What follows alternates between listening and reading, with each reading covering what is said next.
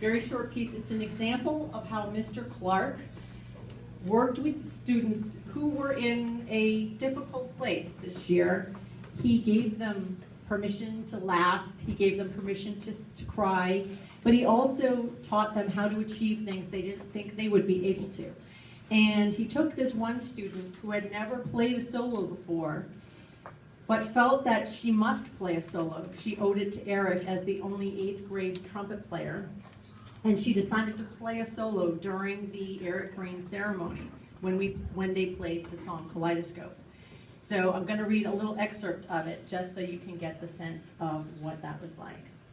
And Mr. Clark decided to kind of prep the audience. She was very nervous before this, and he was going to prep the audience so that they would be supportive of her.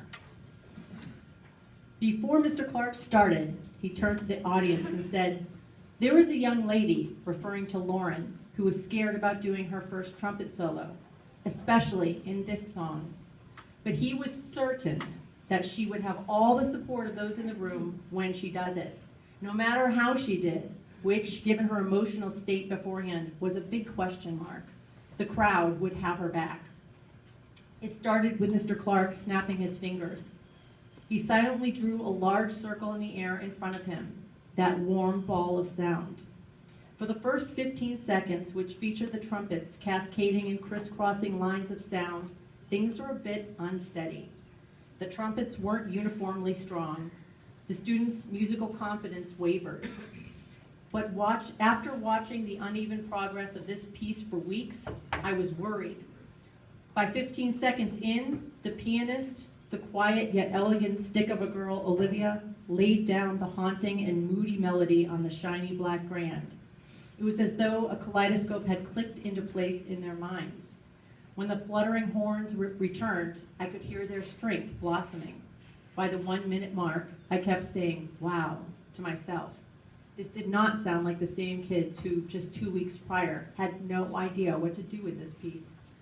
The complexity and volume of the tune surged just before Lauren took in a deep breath for her solo. She hit the first note. It wasn't the loudest note, or delivered with absolute certainty, but it was even, as were all the other ones she nailed for the rest of her solo, maintaining a glass-smooth delivery throughout. I could feel the whole band saying, "Okay, Lauren, you got this," Mr. Clark said later. For a full 10 seconds, applause and appreciative shouts for Lauren drowned out the band. Relieved, she wiped her mouth with the back of her right hand, quickly glanced out at the audience, exhaled through her mouth, and cracked a tiny smile. There was still a lot of territory to cover. Kaleidoscope was far from over.